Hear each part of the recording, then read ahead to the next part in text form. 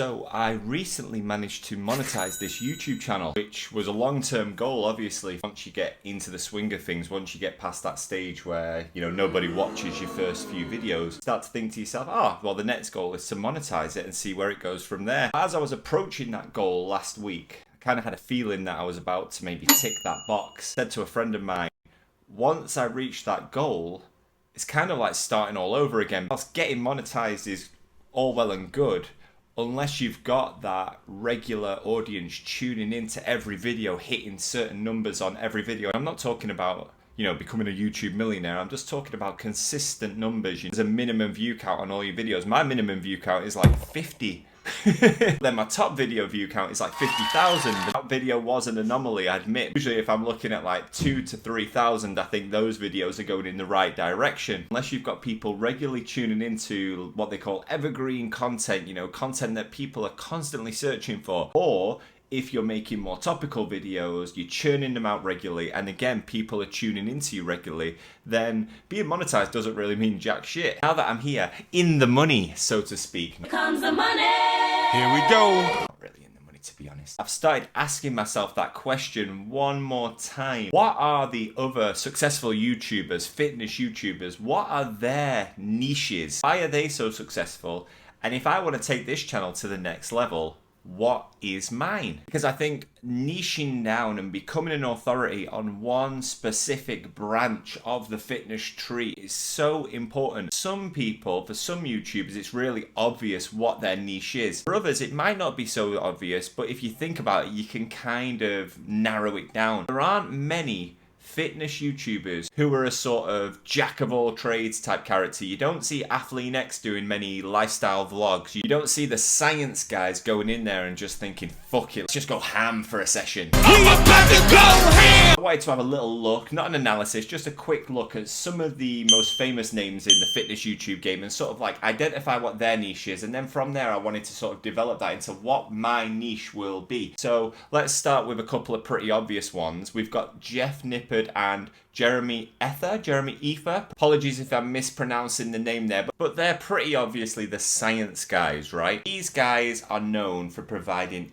excellent content that is all scientifically proven, research based. They do an excellent job of it. Recently, I actually had someone reach out to me asking why they are not progressing. And one of the phrases they threw out during their explanation of what they've been doing was, I've been following a science-based workout program by Jeff Nippard. Now, I'm not critiquing here because Jeff Nippard provides excellent information and he's like 1,000,000,000 times more successful of a YouTuber than me, so don't think I'm calling anyone out, of course not. Simply said to the guy, logically, science-based programs are a good place to start out, but what you need to understand is, if in this specific example, 80% of subjects responded well to variable A. That is the majority, but that also means 20% maybe didn't respond so well. And maybe if you were part of that study, if you were part of that research pool, you would have been part of that 20%. Science-based programs, research-based workouts are an excellent starting point if you're completely new to the game, but don't be afraid to throw it out of the window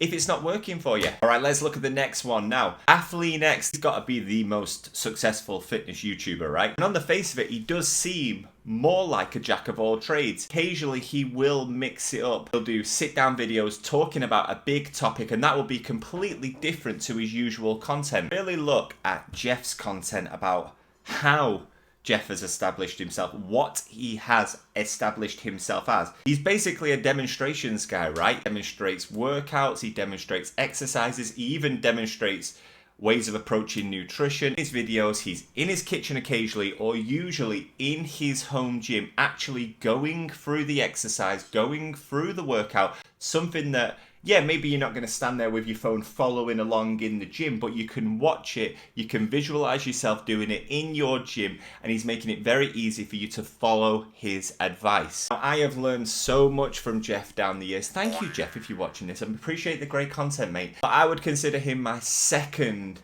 fitness YouTube guru after this man. Yo, Elliot! I absolutely love old school Elliot Hulse. This guy was my oracle. His niche was a stroke of genius because his whole channel back in the early days when, I'm not going to say this is when he was establishing himself, but when I discovered him certainly, his whole channel was based around him just answering questions. Maybe the questions were fake. Maybe he was just coming up with the questions himself, pretending like someone was sending them to him, and that is how he was presenting his information. But it was brilliant stuff. Minimal editing, just standing there, usually his whole face filling the camera, all wide open in the background, cars going by, and he was just providing top quality information, video after video after video. I know that eventually he took his content in a slightly different direction, and I think some people didn't respond well to it. Me, that old school Elliot Hulse is an absolute gold mine for anyone who's new to fitness, because that is the definition of evergreen content. Now, the last name I am going to discuss in this video, you can't really make a video about fitness YouTubers nowadays without mentioning this guy, Greg Doucette. An excellent physique, super knowledgeable, world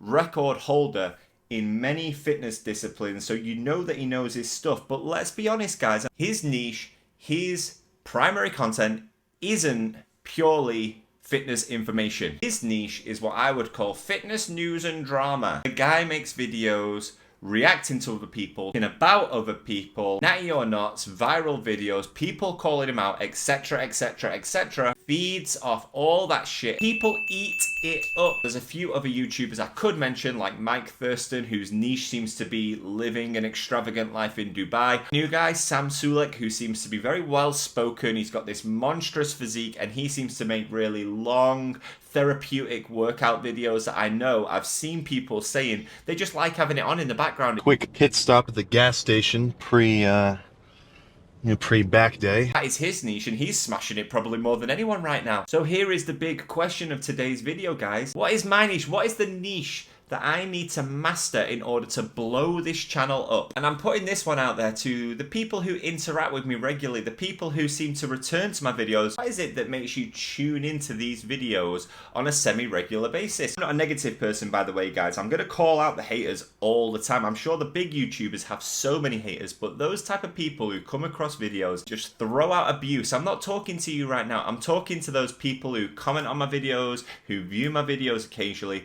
What type of content do you want? What do you want?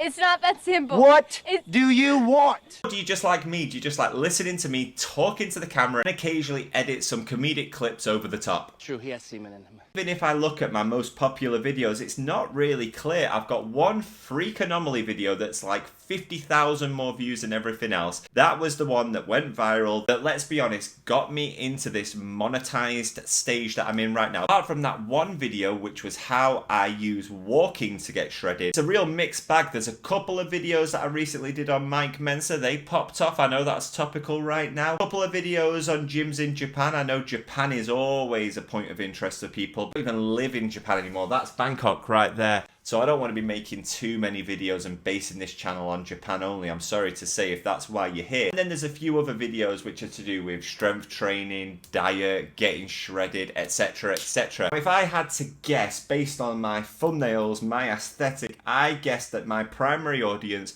want to get shredded. So I want to provide good quality, realistic content about how to get shredded and how to maintain that long term, because it is possible, guys, but it's not as straightforward as just don't eat versus eating, cutting versus bulking. You have to really give your lifestyle an overhaul. You have to be hilarious at the same time. No matter how ripped and shredded you get, the comedy must never suffer. Honestly, guys, if you are a long-time viewer, number one, thank you. Number two, feel free to drop a comment down below. What type of content do you want to see? Hey, if worse comes to worse, I'm back in Bangkok now. I'm living in a sick condo, so maybe I'll just throw the fitness stuff out the window and become a full-time Thailand travel vlogger. Thank you for your time, people. Much appreciated. And until the next video, have a great day. Bye-bye.